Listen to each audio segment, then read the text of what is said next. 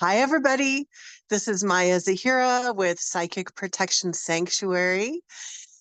And we are now live on Zoom.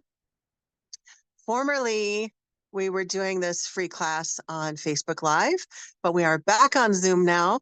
This is a free class that we do once a month, especially for the members of our free Facebook group.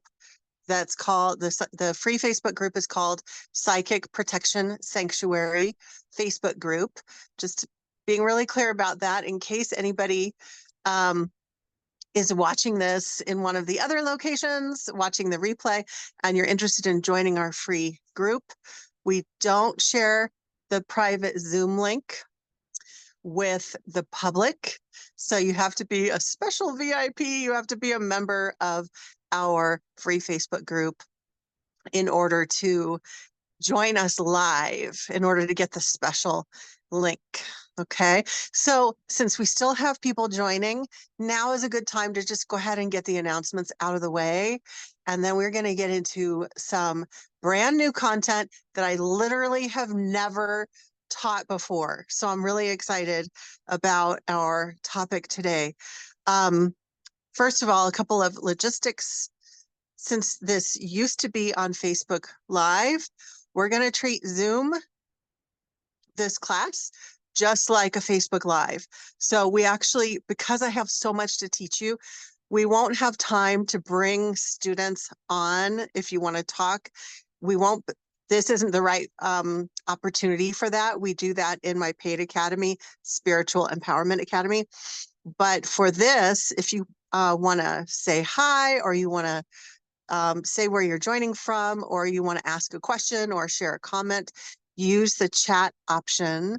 And I promise every few minutes I'll go in and I will read the chats out loud. That way, even the people who are watching the replay can hear your comments. Now, I won't read your last name. I'll just say your first name and what your comment is. And I ask for your grace, because as I was going through my notes, I have 3 whole pages of notes for this class. I thought, oh my gosh, I'm probably gonna have to literally read some of my notes to you, because there's some parts of this that are so detailed.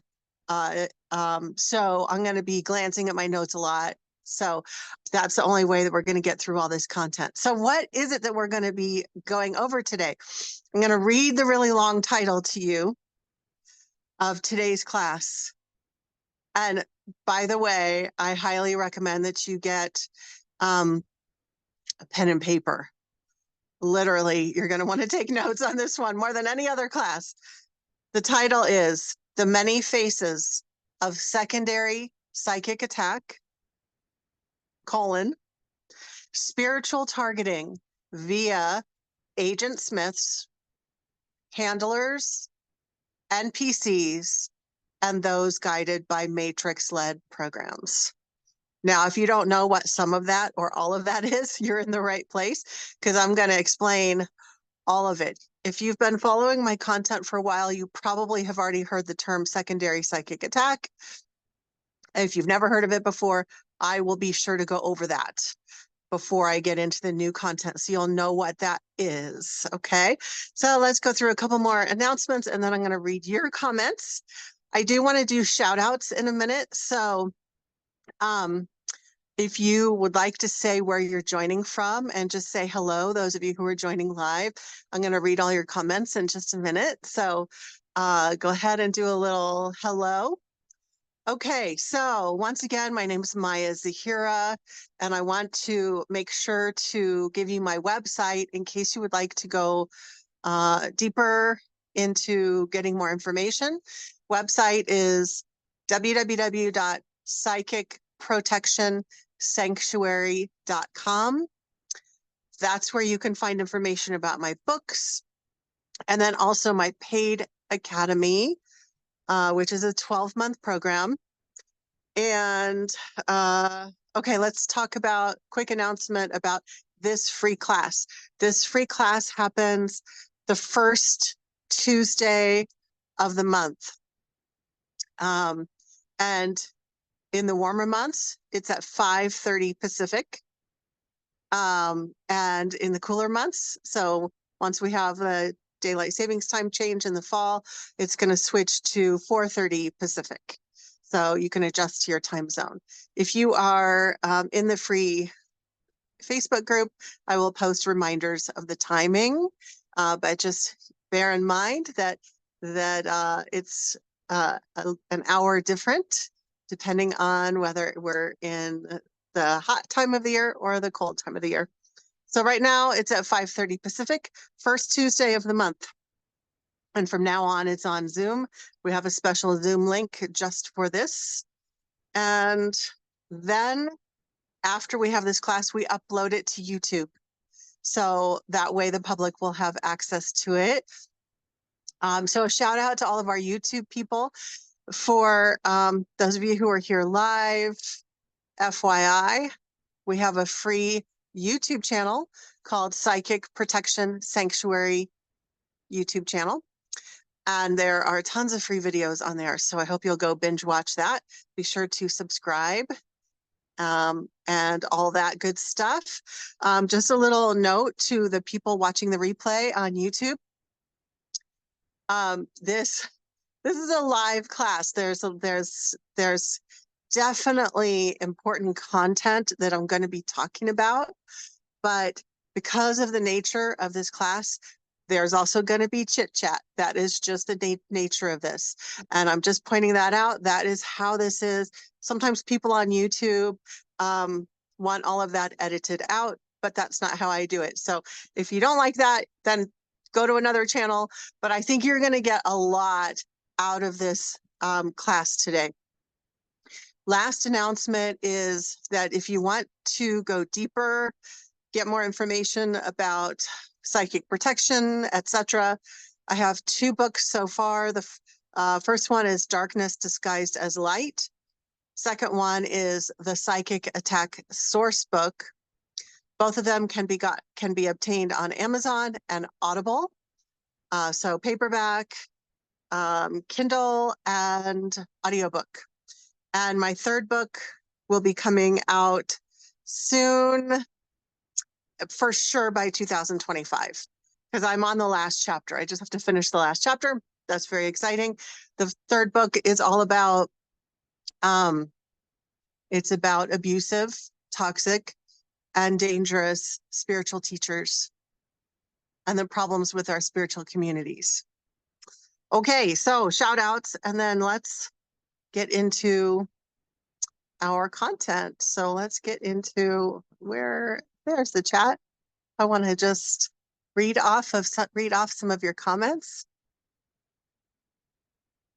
Catherine says, I have a Post-it over my camera lens. Yeah, that's fine. And then there's an option. If you ever find it in your menu, you can stop. You can stop your camera. It should be right next to mute. So that's an option. It's good to see your face, Catherine, because I've seen a lot of your comments in the group. It's good to meet you. This is one of the benefits of being on Zoom. There's a little more connection. Hi. Who is the person who's it says that they're iPhone and they say cute glasses? Who are you? I want to know who you are. Is that I wonder if that's one of my students that I saw earlier today. I like to have cool glasses because I'm old and I need glasses, and so we may as well be cool with it while we're on Zoom. Linda says, hello from Kentucky. Thank you for teaching this subject. Excited to learn more. I'm very excited to talk to you guys about all of this. This is brand new spiritual downloads from a couple weeks ago. I've basically known this information for a while, but it just came into crystal clarity of all the terminology. I'm going to be sharing a lot of terminology with you. Anon says that they are from California. I think I know who that is, right? We talked earlier. iPhone says hi from South Texas. California, hello from California. Lee is from Chandler, Arizona. Lee, I don't know if you know this, but I'm south of Tucson. So we're in the same state. That's good. We're not super close, but so cool. Anand says, so good to see you live, Maya. Catherine, oops, wait a minute. There we go. Catherine, I always enjoy your cute glasses and the colors you wear. Jamie L says, hey all. Jamie L from Rhode Island. Sounds like an exciting class. Looking forward to it. And Lee says, I have a place in Cochise. Oh, that's cool. Well, that's actually the county that I'm in. So there you go. Oh, yes. And Anon, I see who you are. Since this video is going to go public, I won't say your name, but I see who you are. That's so great. I thought that's who you were. Awesome. Okay. So fun to connect with all of you. Now, once again, we're going to really lean into the chat. We probably are not going to have time for you guys to come on and talk because there's so much. Oh, and Becky says, greetings from the coast of Maine. Yay. There's so much that I'm going to be teaching today. And I really do recommend that you get a pen and paper because you're going to need it. Many years ago, my training was as a teacher. That's my college degree. And I love giving homework. And I love it when my nerd brain loves it when people take notes. So up to you if you take notes or not, but I think you're going to want to. So, and once again, I am going to be reading off of my notes sometimes here. So give me grace on that. I just want to clarify, most of my focus is on supporting the members in my paid group that's called Spiritual Empowerment Academy. But I do love teaching this free class once a month. So that's basically my special extra free contribution is coming on teaching this free class. Today's class is especially for people heavily targeted by dark forces, by psychic attack, negative spiritual interference. But I feel that everyone will recognize at least some of what I describe here in your own life. So no matter where you are on the spectrum, I think you'll recognize at least some of this. And even if you don't recognize very much of it yet, I want you to take mental notes because everybody runs into these things at least sometimes. And the more you know about the tactics of the negative spiritual forces, the more you know, the less likely it can hook you in. So when you realize what's happening from the start, you don't get hooked in as easily, which is a good thing. Okay, so once again, the title of today's class is The Many Faces of Secondary Psychic Attack, Spiritual Targeting via Agent Smiths, Handlers, NPCs, and those guided by Matrix-led programs. So let's begin by defining secondary psychic attack. This is actually a term, secondary psychic attack is a term that I coined a few years ago, probably around 2017, I guess. And there's a whole chapter on secondary psychic attack in my book, The Psychic Attack Sourcebook, with lots of examples. So if you want to go deeper into the basic core content, you can get that book, The Psychic Attack Sourcebook. And when you read all of the examples, that will help you to better understand just like the basic secondary psychic attack. But I'm going to read the definition to you of what it is. It's when negative spiritual sources nudge someone around you to say or do something upsetting, triggering, harmful, or even dangerous to you. So let me read that again, especially for the benefit of those of you who are new to this concept. Because many of you know that like a primary psychic attack, regular psychic attack is when like someone is sending black magic to you or there's an entity attacking you. It's like straight on, right? Straight on psychic attack. This is more indirect or secondary because there's a secondary person involved. So this is when any kind of negative spiritual sources nudge someone around you to say or do something upsetting, triggering, harmful, or even dangerous to you. I often use the word nudged, because the person will get like a nudge in their mind, like a feeling or a thought that nudges them to engage in this activity or to say this thing. So this could be a loved one, a friend, a family member, partner, coworker, acquaintance, or even a complete stranger. Sometimes they are aware that they are an agent of secondary psychic attack. Sometimes they are very aware that they are abusing you, for example.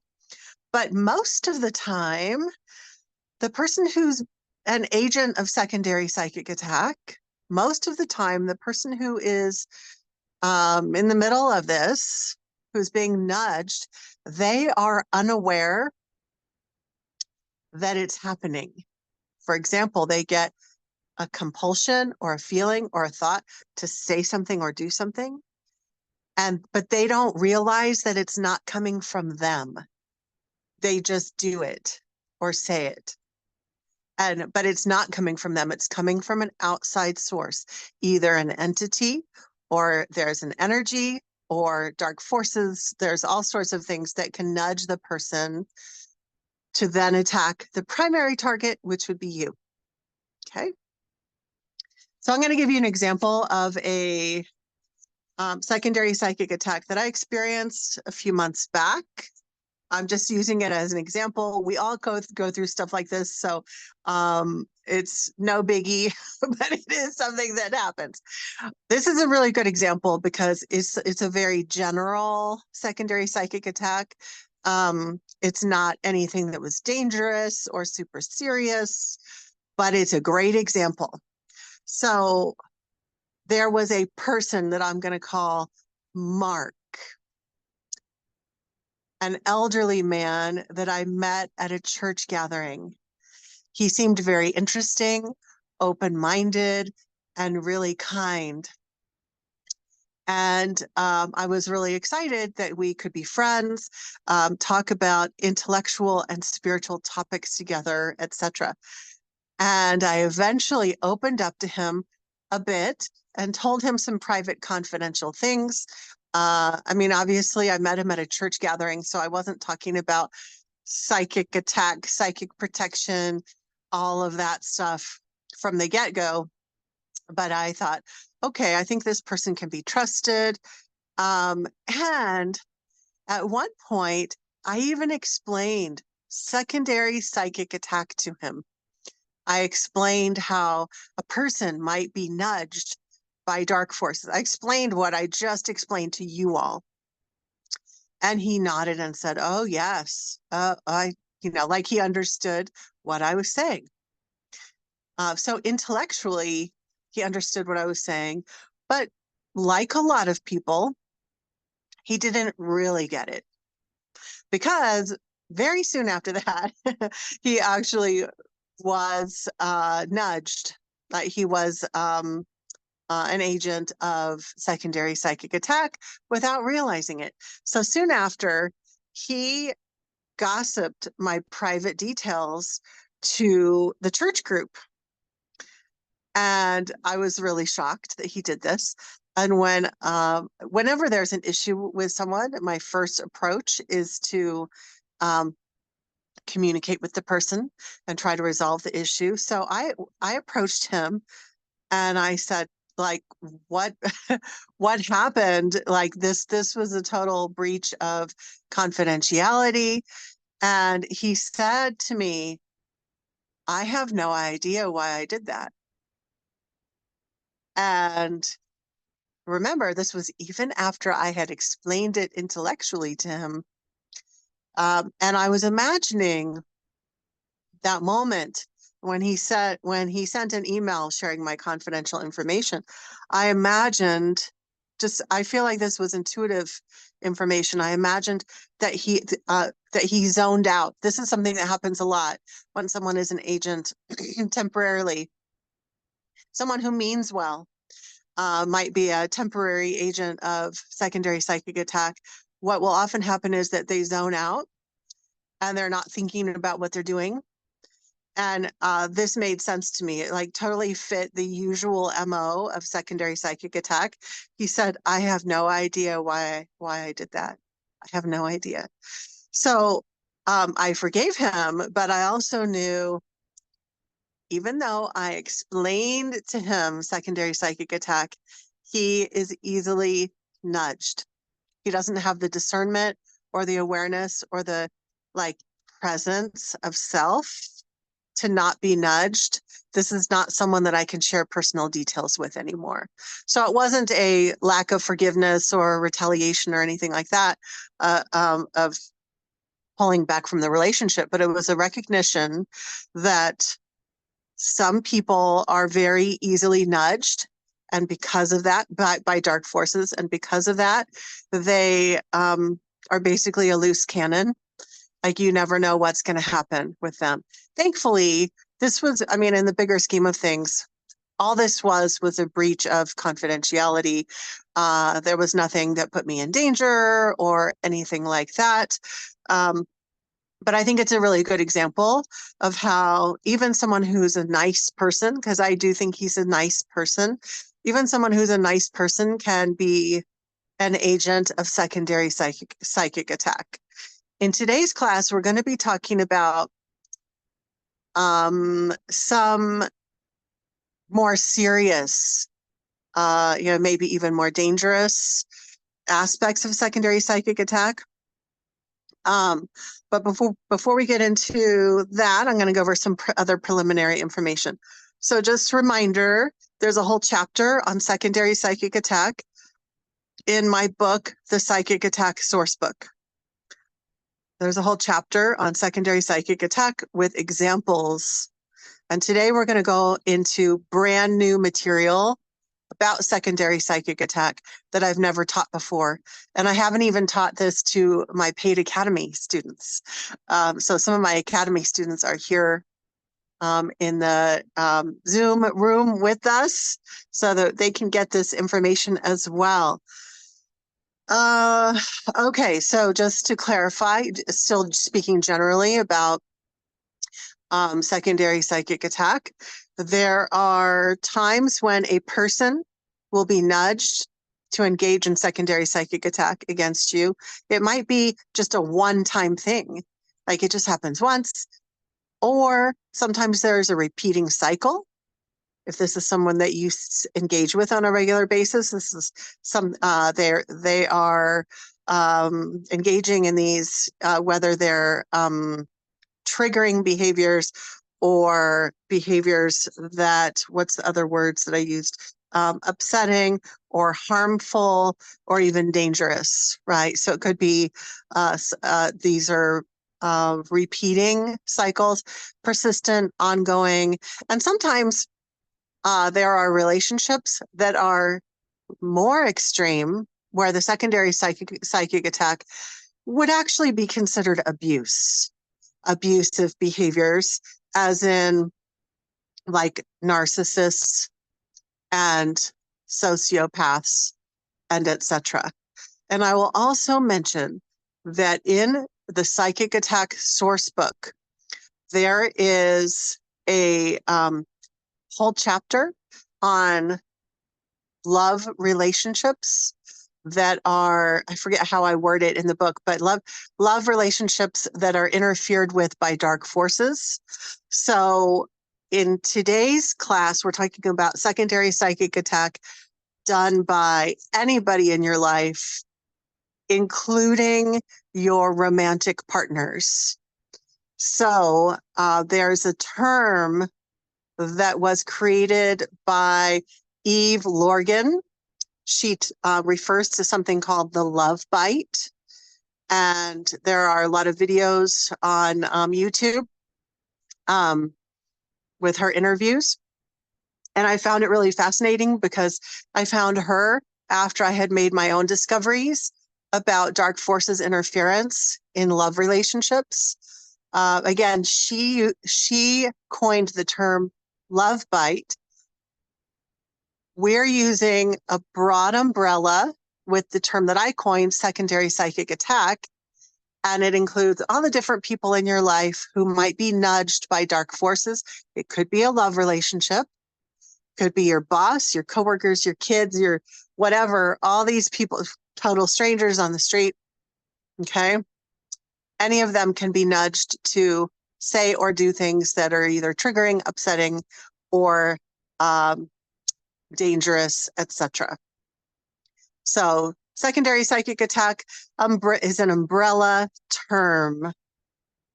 And often people who are spiritually targeted, and some of you who are here live might consider that you've been spiritually targeted for a long time. Not all of you have been, but some of you might identify as being spiritually targeted individuals. So usually a full-on psychic attack cycle will start off with the first wave. So I'm going to start off down here, start off with the first wave, and it's usually secondary psychic attack. It's usually drama from people who are being nudged, a person or people who are being nudged. And the whole reason why that those people are being nudged is to throw you off your center, to upset you, to get you ungrounded and upset. And that's when the second wave of psychic attack will start. And this the second wave often will include a ramping up of negative spiritual activity, paranormal experiences, and etc. So very rarely do spiritually targeted individuals start off with a full-on onslaught of paranormal craziness. Usually it will start off with drama from the people around them, secondary psychic attack, and then it will ramp up. So keep that in mind, that secondary psychic attack is an important feature, if you will, of the whole spiritually targeted waves of attack. So let me see if I've missed anything before we get into our new terminology. So I'm going to go over some new terms with you today. And these are based on my observations in my own personal life and also general observations that I've made with clients. I'm, of course, not going to be sharing any client stories because those are confidential. But I'll be sharing, but the terminology that I will share is based on what I've seen over and over again in my own life and with client stories. With some of these terminologies, there's going to be some crossover. I'm going to be giving names to certain kinds of people who engage in secondary psychic attack. And so there's going to be some crossover in some of these definitions. And also, as we give names to these different people, different kinds of people, we're giving names to these different kinds of people simply so that we can understand the concepts. We need to remember, though, that we're dealing with real human beings, and we don't want to, I'm trying to think of the word. Well, we don't want to belittle other human beings, even if they are being agents of secondary psychic attack. We still want to see them as humans. So even though we're saying like this person is a fill in the blank, they are also a human being that has a lot of different aspects to them. People are complicated, but for your benefit, I think, and this is true for me, for your benefit, for my benefit, I think it's helpful to have names, to have terminology, to have labels. We're going to be using labels to help us understand different types of people who engage in secondary psychic attack. And by understanding those and being able to define like this kind of person, this kind of person, this kind of person, you'll be able to better identify those people when you run into them. And then it's going to help you decide, oh, I need to stay away from that person, or I need to be careful how much I share, etc. Okay, so we're going to get into these definitions.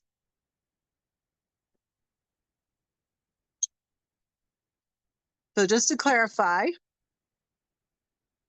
let's say we're imagining, yeah, Becky says archetypes, question mark.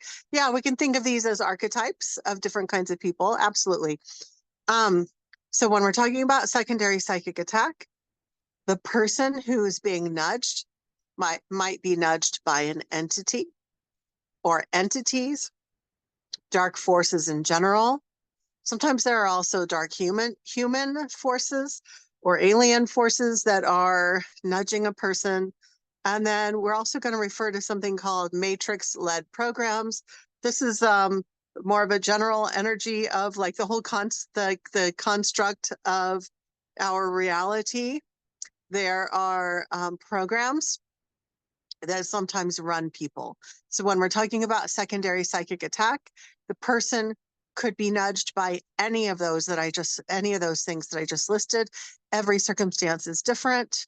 I guess I'm not going to go down the rabbit hole of how to identify exactly what's happening, what's nudging them, but many of you already have your own ideas of what's going on in your world, if it's black magic or entity or alien or dark forces, etc. So most of you have an idea of the root of your issues, right? I'm going to read some comments and then we're going to get into new definitions. I got to go back. Okay. iPhone says, I'm just going to listen. Too hard to hold my phone up. That's totally fine. Yeah, it's always okay to just listen anytime. Catherine says, me, totally attacked. Great, awesome book. Thank you. Looking forward to the third book. Indeed. Yep, I get the indirect attacks so often. I'm so exhausted. Anon says, I wonder if psychic attacks are increasing now. I see more posts asking for help in different Facebook groups. I referred them to your page, Maya. Thank you so much, Anon. And it is possible. There are changes that have happened. Well, there's just so many possibilities. There are a lot of changes that have been happening in our world. One thing that pops into my mind is that negative spiritual activity has, in my opinion, greatly increased since we started using electricity. So since the beginning of the electrical grids used all over the world, that actually disrupts the energy fields and makes it easier for entities to come in. I don't know if anyone has thought about that. But now think about our modern era. Now we have all sorts of signals going through the air, and we have 5G now. That's a whole other rabbit hole. But suffice it to say that the frequencies that we are sending throughout the energy field of our planet, that actually disrupts it disrupts the energies. It disrupts the energy field. It disrupts the stability. And it does, in my opinion, it does make it easier for entities, negative and otherwise, but mostly negative entities, to pass through into our dimension. Okay, Anon says, Hope everybody has, I hope everyone has their pen and paper while I'm getting ready to read this. Anon says, yikes, makes me not want to keep my phone or cell phone nearby while I sleep.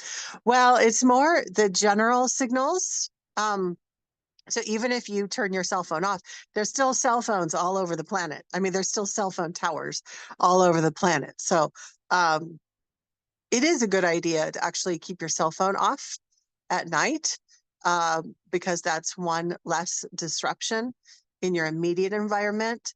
But planetarily, the problem is there.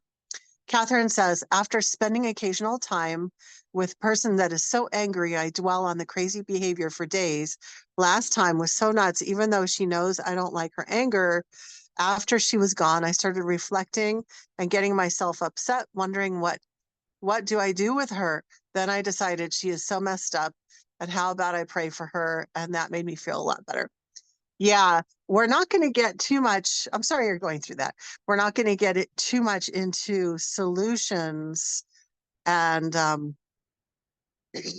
for these issues of secondary psychic attack today. But part of the solution is getting clearer. I like that Becky used the word archetypes, getting clearer on these archetypes, these types of people, so that you can more easily identify.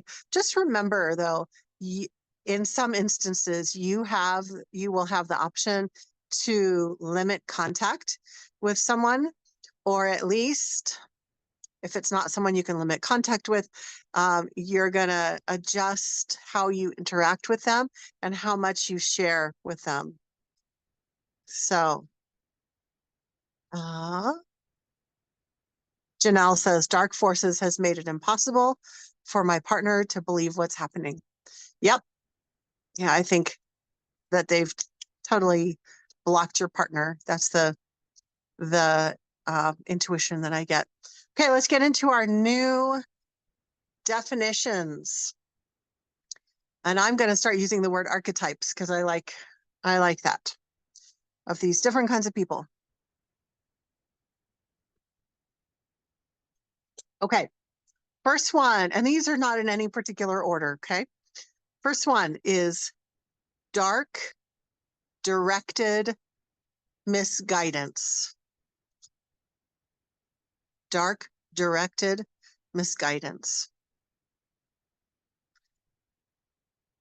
So this is a person who is directed by the dark forces to misguide you, to give you incorrect information. Now, remember what I said, for all of these archetypes, many people don't know that they are an agent of secondary psychic attack. Many people don't know. A few do know. So keep in mind, a lot of people don't know that they're misguiding you. Okay, looking at my notes here. This is when a friend, partner, stranger, anybody, even a psychic reader or someone, anybody giving you advice, is guided by the dark forces to give you wrong advice, to move you in the wrong direction. And the idea is, if they can encourage you to follow this bad advice, at the very least, it's going to create more drama for you. And at the most, in the worst case scenario, it might even cause a dangerous situation for you.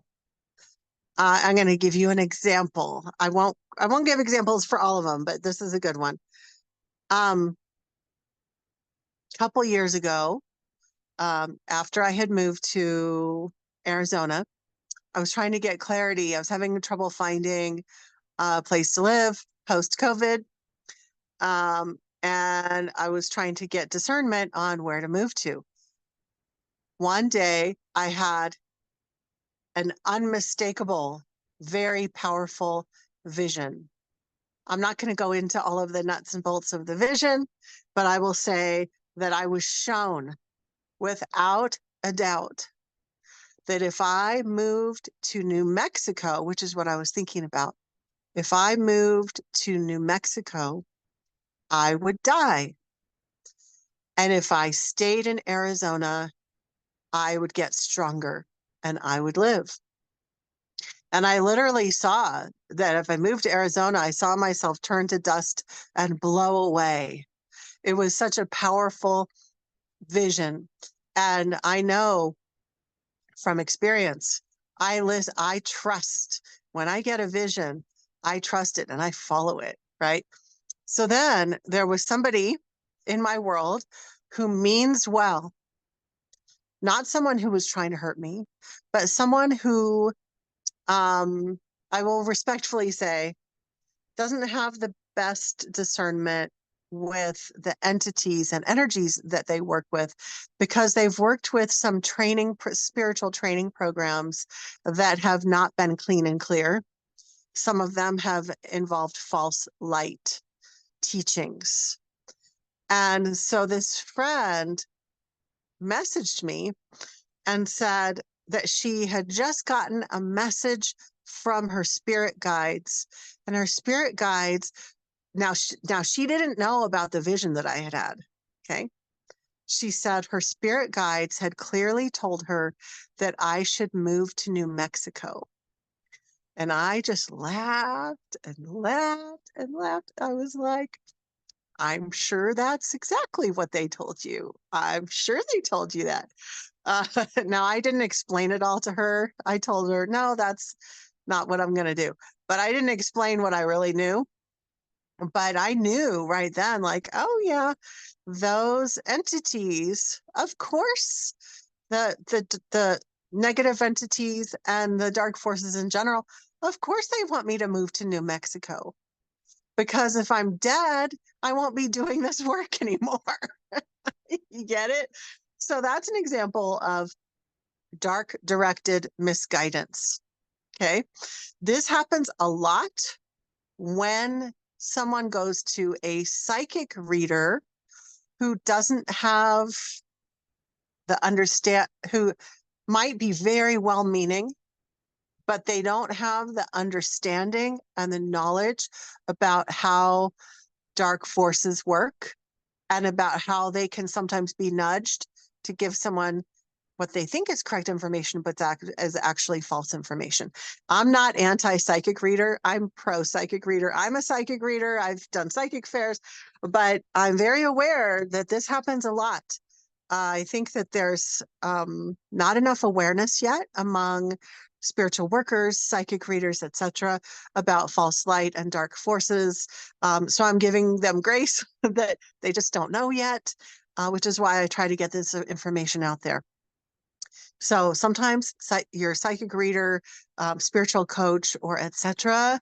can be an agent. I don't want to make you feel paranoid, but you got to remember that even if they're in the role of a spiritual guide, they might not know as much about these things, psychic protection, dark forces tactics. They might not know as much about this subject as you do. So keep that in mind.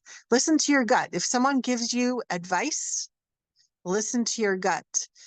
If you're feeling like that's bad advice, it could be a secondary psychic attack. Okay. I'm going to go on to the next one after I read these comments. Anon says, one of the worst pieces of advice I've seen out there is that dark entities are parts of us and should be integrated, and we should integrate them into us. Sounds like a fast way to get possessed. So that's an important point. There is something that's genuine, and this is that we have actual dark aspects of ourselves that we have denied and repressed, that we need to look at and heal and integrate. That is not the same as, let's say someone has a dark entity and a shaman or a healer is saying to them, that dark entity isn't real. It's just part of your inner shadow and you need to integrate it. That is terrible advice. I think that's what you're saying, Anon. It's the worst effing advice ever. It's wrong. because they actually have an entity. There are a lot of healers out there that believe that entities, negative entities, don't actually exist, that it's just a reflection of your own inner shadow. And yes, sometimes paranormal stuff can happen as a result of someone's inner shadow going kind of bonkers, but that's not always the case. And Jamie L says, shadow work? Wait, where did that comment go? Is there really a way to do that safely? Well, shadow work is working with your own aspects. I think that's a safe thing to do, especially if you're working with a therapist. That's emotional work, okay? Some people confuse that with working with negative entities, but that's a whole other thing. Working with negative entities is like, you don't want to integrate negative entities into your system, but unhealed aspects, sure. iPhone says, trust your gut, listen to your own intuition is the best advice I've ever received. Anon says, yes, I didn't mean shadow work. I mean external negative entities. The problem is folks don't always know when it's inside versus outside of them. And that's true that actually a lot of healers, and I'm not trying to disparage healers, they just don't have the discernment yet. They haven't had the proper training. They don't know that there's a difference between internal shadow and external. So Jamie L, we might approach that comment in the Academy, because that's more of a personal question. Yeah. Okay, I think there were a lot of comments, so I hope that I got everybody's. Okay, that was a good little side conversation there. That was excellent. So far we've gone through our first archetype.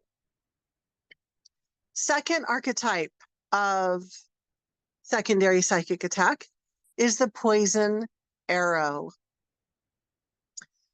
This is psychic attack, evil eye, black magic, etc., coming from someone in your life.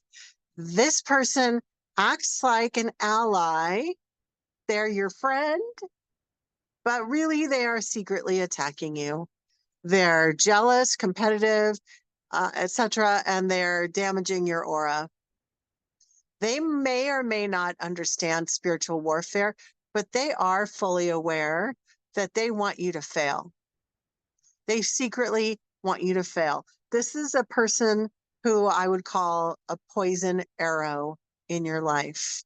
And I call it that because it's like their presence in your life is actually creating punctures and holes in your aura, just like an arrow, just like arrows would. Okay, next one. Next archetype of secondary psychic attack is the turncoat. This is someone who love bombs you at first, tells you how amazing and wonderful you are, and then all of a sudden they turn against you and they decide to become your worst enemy. And sometimes they turn on you simply because you've simply set a boundary with them. And that causes them to suddenly flip. Okay. This turncoat archetype could be a narcissist. We're not really gonna, we're gonna focus more on these new terms that I'm gonna give you, and we're not specifically gonna be talking about the narcissistic personality disorder and the cluster B and sociopaths, all that. We're not gonna be talking specifically about that, but just know that some of this would fall into narcissistic behaviors, FYI. So I've actually had a couple of people, probably more than a couple over the years. I'll give an example. Do this turncoat thing, and it's what caused me to write this down on the list. I actually had somebody about a month ago who I had spent some time with. We had probably gone out to lunch maybe 5 or 6 times, had conversations, And literally she would love bomb me and say, "Oh, you're so enlightened." And I always feel weird when people do that because I don't trust it when people do that. I'm like, what's happening here? But like, oh, you're very high vibration and this, that, and the other. But then the final time when we had lunch, um, I asked her to be there a little bit for me. I needed to get some things off my chest. She did not understand how to express empathy. And her responses to me were very not supportive. And so I set a boundary with her. And I, anyway, long story short, I got up and left. I did give her some warning, like, I'm going to leave soon. I'm going to leave if this doesn't shift. I did eventually get up and leave. And because I set a boundary with her, there were things that she said about me afterward that were not so great. We'll just say that. So the turncoat is someone who love bombs you at first, says how wonderful you are. And then at some point, all of a sudden they turn and they think you're the most terrible person. Horrible. Okay. I don't know. Have you guys had those people? I'm thinking about someone that I was renting from years ago, literally posted on Facebook and said to me and sent a text and an email to me saying that she was lucky to have me as a tenant. I was the most wonderful tenant. Like I kept her place really clean. And I knew that what she was saying was true. I was really taking good care of the place and I really cared. And then one day, I don't really well, I do know what happened. I set a boundary because there were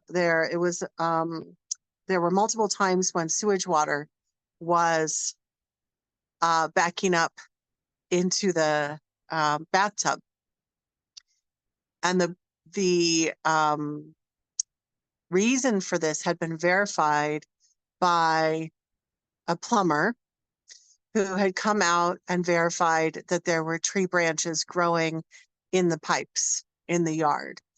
But then when I set the boundary that, hey, I can't have sewage water coming back into the bathtub, like this has happened multiple times, can you please hire someone to actually fix this? This is really bad. I'm paying rent. This is really bad. Then all of a sudden, she was saying that I had destroyed her property, that I was horrible. I was a horrible tenant, posted stuff all over Facebook. I actually had to get police protection and get a police order for protection against her so that she wouldn't be allowed to speak or post about me ever again. That's an example of a turncoat. She literally used to rave about how wonderful I was. And then one day, totally, it's like the switch flipped. This person became insane. Insane. So that's an example of a turncoat. It's very extreme. It's like they totally love you, and then they all of a sudden think you're the worst person on the planet. Let's see. Catherine says, being very empathetic, empath, I don't find others to be like me, so I get abused if I need some of what I give so generously. Well, Catherine, I can relate to that a lot, and I think a lot of us here can relate to that as well. Lee says, fixing those pipes can be really expensive. Yes, and that's where the rent money should go to, right? Yeah, it is a responsibility to be a landlord, but it's a responsibility to make sure that like sewage water is not backed up. This is why there are laws for because I was living in another state than where I'm living now. There's a landlord tenant act that says what the landlord is responsible for. Landlord is responsible for making sure that the house is safe and that all of the utilities are in working order. And if sewage water is coming up into the house, that is no bueno. Very, very, very bad. So if someone is choosing to rent out their place, they should be not using the rent money to pay their own personal bills. They should be making sure that they have money to keep the house in working order. And that's just the law. That's not personal. So that last one was the turncoat. Next thing on the list is the saboteur. This is someone in your life who secretly doesn't want you to succeed. They say or do things to undermine your efforts. This is someone who sabotages you in subtle and big ways. I'm going to give an example of someone that I'm going to call S. S was jealous anytime anything good happened to me. He would tell lies about me to mess up the opportunity. He would say something to another person in our lives in order to mess up an opportunity. And that happened on more than one occasion. And he also was entity infested, which we'll talk about later. That's another of the archetypes. So usually the saboteur is doing it because there is jealousy involved and they don't want you to succeed. The next one, oh, I think I saw another comment come through. Yeah. Yeah. Lee says, I agree. Landlord has to fix that. Yeah, it's the law. It's the legal requirement. Catherine says, I've had many experiences of being very good and kind to someone and they appreciate it, and then someone else will turn them against me. So painful. So that's kind of related to the turncoat, but there's a triangulation. There's another person involved. But yeah, that's unfortunate. Okay. Next one on the list is the energy vampire. This is someone that is sent in your life where their role in your life is to siphon energy from you, either once or ongoing. The vampire can be a friend or really anybody. It can be a coworker, somebody at your work, could be anybody in your life. But also, I've worked with a lot of people over the years have experienced this kind of phenomenon, this energy vampire phenomenon, with an energy healer, a Reiki master, or a spiritual teacher who has used their role, who has used that role to siphon energy from the person. And so that's something to be aware of. Okay. So that archetype is the energy vampire. Anon asks, how can you tell if it's an energy vampire? I'm not going to go too much down that rabbit hole. We had a class, when was it? 2 months ago? That was specifically all about different kinds of energy vampires. And you can find that in on the YouTube channel, Psychic Protection Sanctuary YouTube channel. We had a whole class all about energy vampires. Okay. The next archetype is the surveillance agent. Surveillance agent. This is someone who is sent into your life to by dark forces to keep an eye on you and to report back to dark forces. So the surveillance agent either knows that they are or they're doing it unknowingly. And I've seen both scenarios.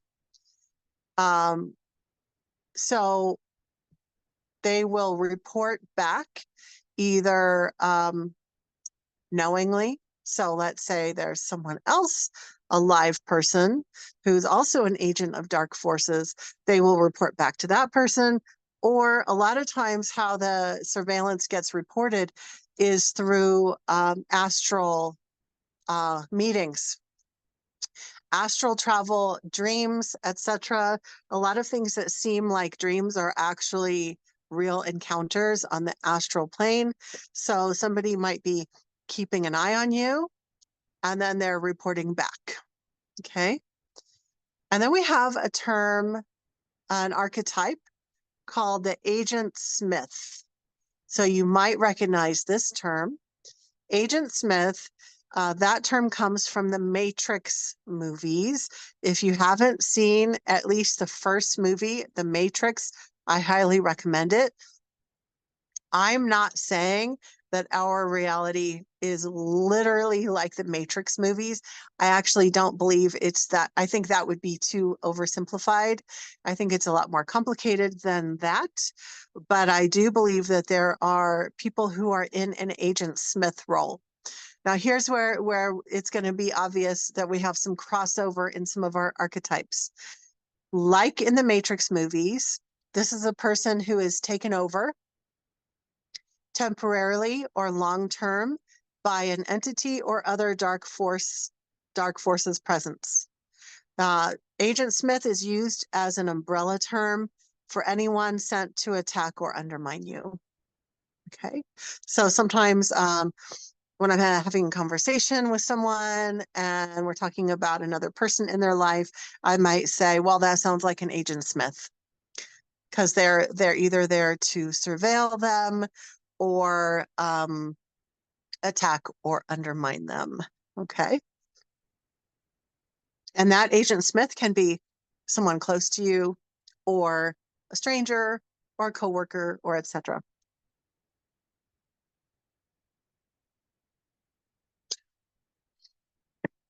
You will have a sense, by the way, like if you'll have a sense if there are people in your life who just aren't quite right.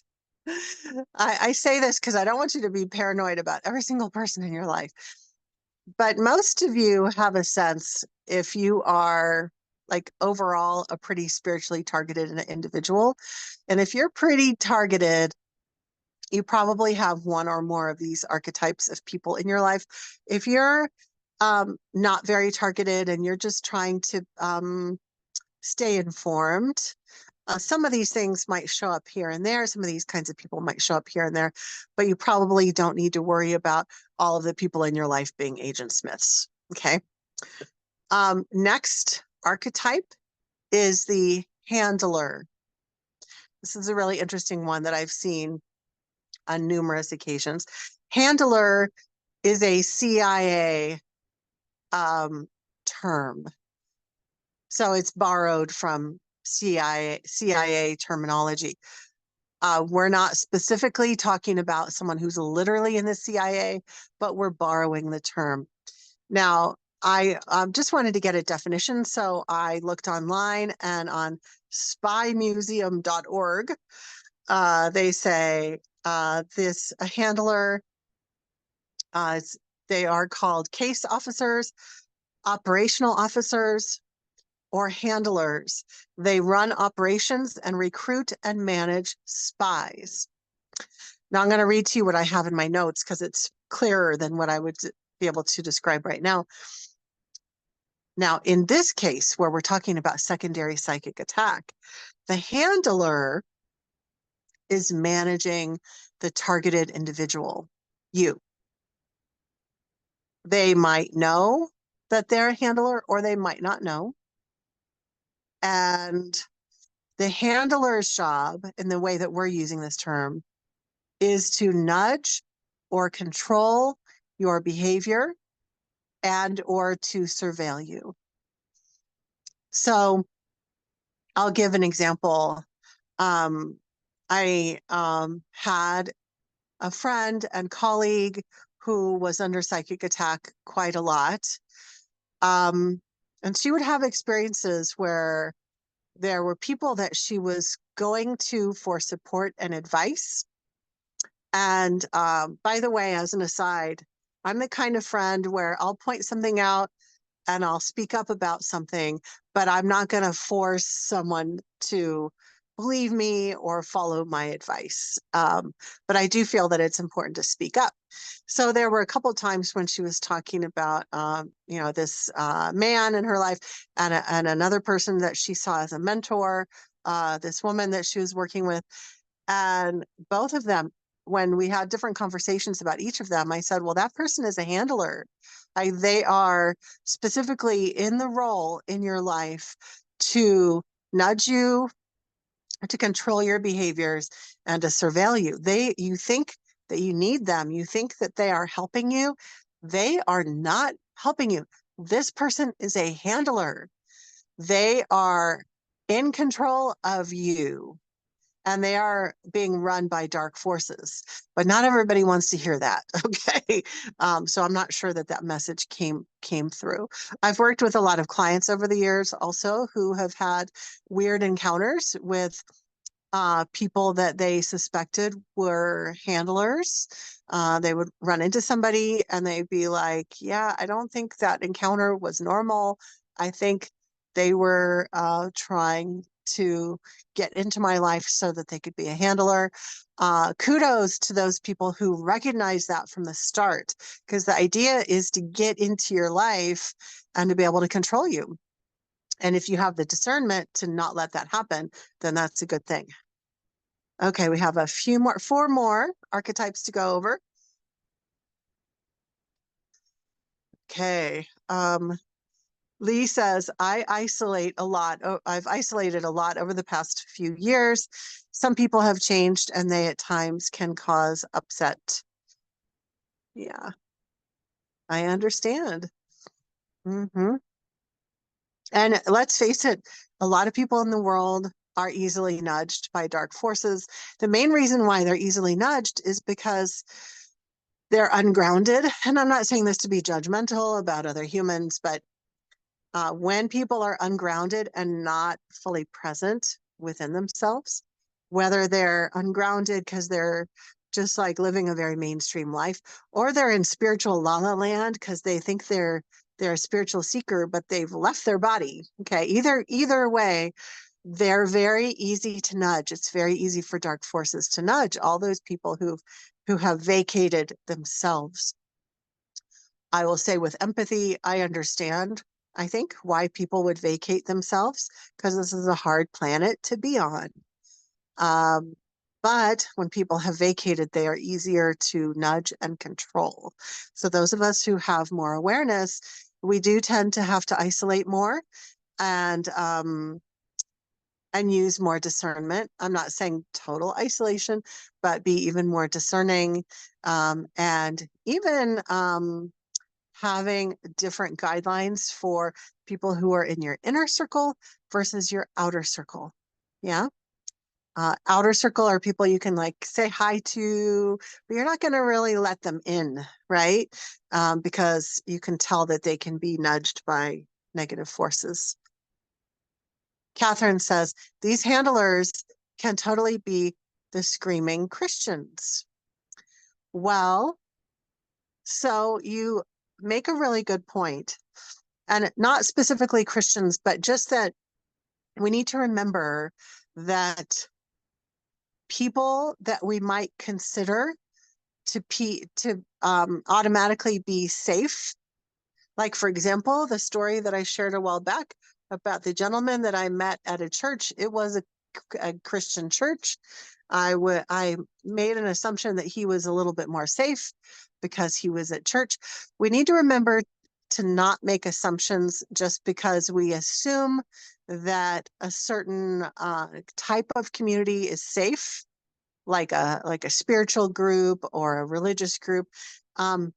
Really, anywhere can be a hotbed for dark forces or for secondary psychic attack kind of activity. Anon says, when you find your friend is one of these archetypes, do you end up cutting them off? Yeah, that's a really good question. That's a hard question. I think that it depends on the situation, and it depends on you. For example, I personally have gotten to a place in my life where I've become extremely selective in who is allowed in my inner circle. I just don't have space, and maybe I'm even more selective because I'm in the role that I'm in and I've got to keep my energy clean and clear. But I just don't have the space for all these people doing all this nonsense. Yeah. But there are other people, different personality types, who really need a lot of people in their life, and it would cause them to suffer, to be more isolated. And if somebody has that kind of personality type, maybe they might need to find ways to still have those people in their life, but adjust how you're interacting with them, adjust your expectations, adjust your communication. Of course, as I've pointed out, even when you explain it to them, they will either deny it or they don't get it. So there's no straight answer to that, unfortunately. It's going to be up to you.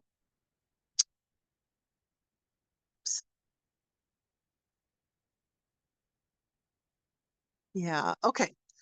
Couple more. Okay. Excuse me. I need a drink. 4 more.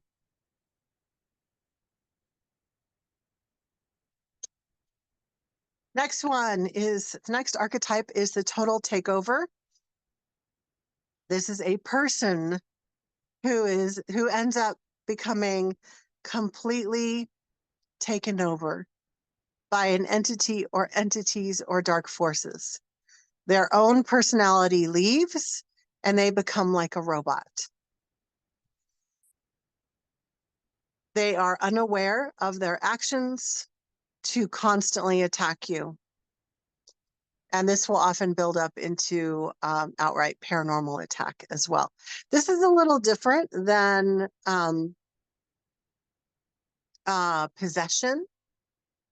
I've observed a lot of different spiritual phenomenon over the years, and I've seen where a person will have an entity fully inside of them. That's what I consider possession. The total takeover is a little different because the whole purpose is that the person is being taken over like an automaton, like a robot, where they're saying and doing things, but the whole purpose is to attack the primary target. Sorry, I've got allergies, you guys. I'm going to try to not get too snuffly here. So the whole purpose is really not to attack the person who's being taken over. The purpose is to attack the primary target. So that's where the difference is. A regular possession is where the person being messed with, the person being possessed, is the target. But here, with a total takeover, a person gets taken over by one or more entities or by dark forces generally, overall, in order to attack the primary focus, the primary target. I actually lived with somebody a while back who it was very shocking to observe this. The person had really abandoned themselves already. They weren't they had really vacated their body. And so it was very easy for other things to come in and take over. And so every day they would say and do things. And then I would point out, like, hey, you did such and such. That was really not okay. And then they would deny it and lie about it. But as someone who's clairvoyant and psychic and has all the clairs, I could clearly see what was happening. The other thing was the person started to move like a robot, and their eyes were totally empty. They would have a plastic smile on their face. It was the creepiest thing ever. And it really was like an automaton, like, hello, Maya, how are you today? And it was just the creepiest thing ever. It sounds unreal, But this is how I came to know about the archetype of the total takeover. Okay. And remember, the idea is to attack the targeted individual through the person who's being totally taken over. Okay. 3 more to go. Next archetype is entity infested. This is someone who is already entity infested, and they were intentionally sent into your world on purpose because they were entity infested. And so this is something that happens a lot with love romantic relationships that are intentionally sent into your life because then since the person is entity infested, they're usually an abuser also because they have demons and other things attached to them. So there's all this entity activity that's also going to jump and attack the primary person, which could be you, and then also attack through behaviors. So one of the archetypes of secondary psychic attack is entity infested. Okay. And then second to last one is the human portal.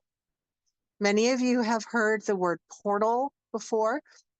We usually think of this in terms of like a portal being in a house or a building, or maybe even out in nature as well. We think of it as a doorway or an opening where entities can pass through. And a lot of times we're trying to think about how to close a portal so that stuff isn't coming through, right? But the thing is that a person can be a portal where entities can be coming through them. So I'll just read off my notes. A portal is a doorway by which entities can pass through. A human can have one or more portals within their physical body or their energy field. And this causes them to constantly unleash entities for the purpose of attacking the primary targeted individual. Yep. And the last term is an NPC. This is not a term that I've coined. This is something that I've heard a lot. I don't know who to attribute the term to as far as the spiritual use of it. I don't know who originally started using it, but NPC, the term originally comes from video games. So this is a video game term. It's NPC stands for non-player character in video games. If you're playing the kind of video games, well, so I'm not really a video game player. But if you're playing the kind of video games where you can start the game, where you can start the game and you're playing with other players who are there in the room with you, or maybe friends who are at another location, right? So you guys are all logged in and you're playing the game. You are an active player. There's a real person connected with the video game character. But then there are non-player characters, and non-player characters are characters in the video game that don't have a person playing the game. So the non-player characters are actually run by the video game. Non-player characters are run by the video game, aka the Matrix. Okay. So some people feel that there are people or individuals on the planet that are that maybe don't have a soul, that are just like a shell. Some people believe that these are not real people. They are just a matrix construct, or that they are simply lower level consciousness and they're less aware. So they're easier for dark forces to nudge. I want to point out, we don't ever want to think of individuals as not being real people, because that will take us into all sorts of terrible attitudes and behaviors. Okay. But it is important to consider that there might be people around us that are not either, that are possibly not fully present at the very least. They're like that. There's nobody home. Okay.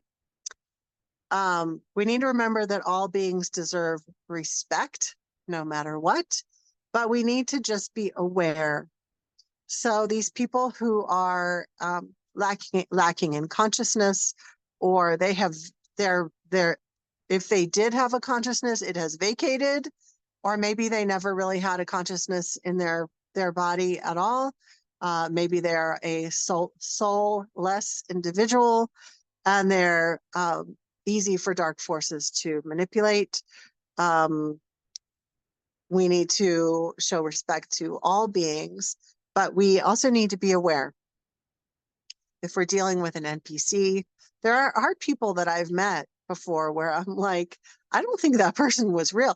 It seemed like they were just like part of the video game of the Matrix. It was really weird. So we've got a couple minutes before I've got to go. I want to ask you all, I'm starting to lose my voice too. I wanted to ask you all, do you have any thoughts on this? These are some of the archetypes of a secondary psychic attack. Obviously, this is not an exhaustive list. There are other archetypes that I have not mentioned, but these are some of them. Have you had encounters, or do you suspect that you've had encounters with any of these kinds of archetypes?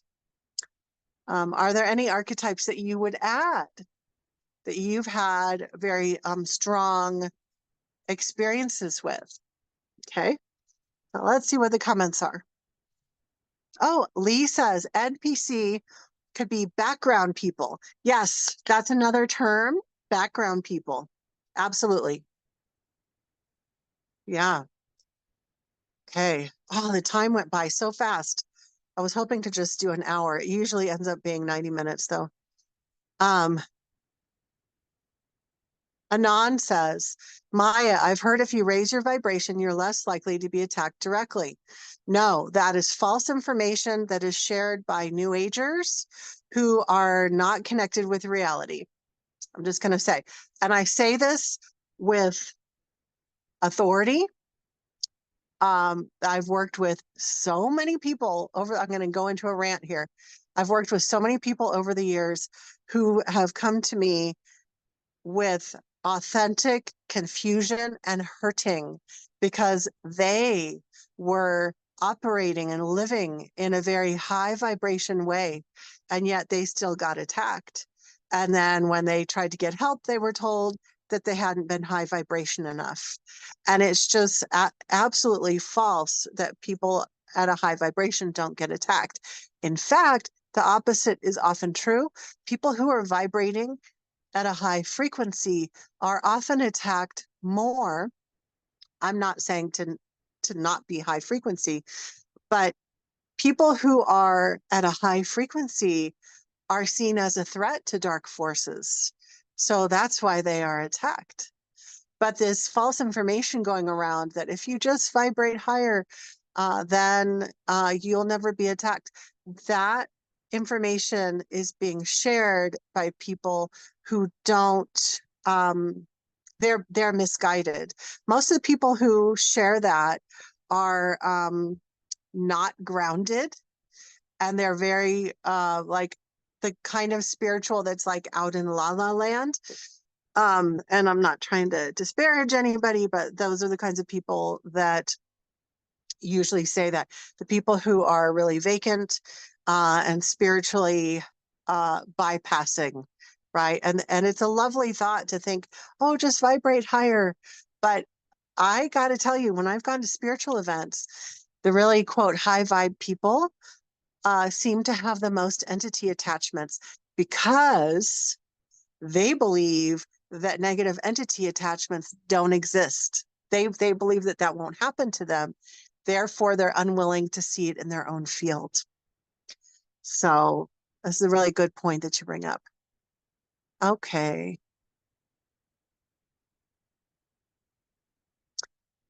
I think I'm not getting all the comments. I'm sorry, but I'll try to get most of them. Catherine says, very good, but scary and depressing.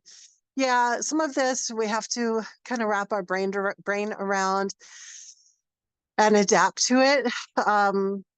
But remember that not everyone on the planet is all of these archetypes. There's also good people, like the people who are here watching this. So what I've learned, because I used to get very depressed about this too, what I've learned is you just focus on the good people. Just focus on the good people.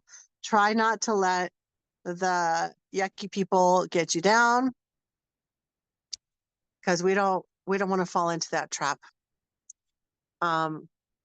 iPhone says this was incredibly clarifying.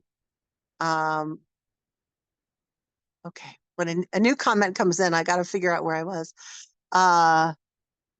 Lee says, I have had people act bad in the past.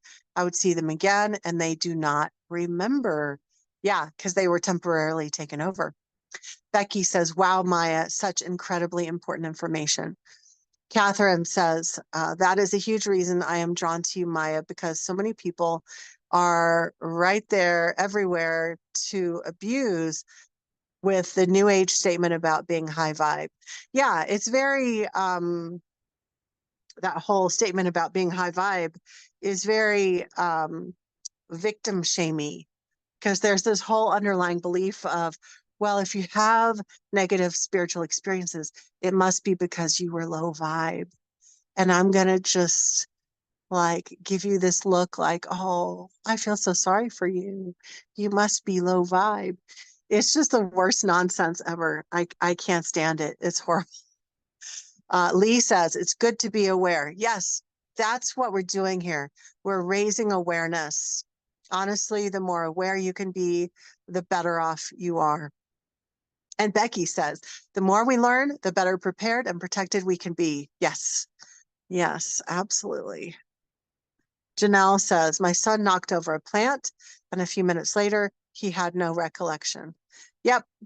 Yeah, even our children who obviously they don't mean to do it, but there can be secondary psychic attack there. So with our kids. So the important thing is the important thing to remember is that for the most part, generally, secondary psychic attack, like the average secondary psychic attack, is intended to upset you or throw you off or get you ungrounded, etc.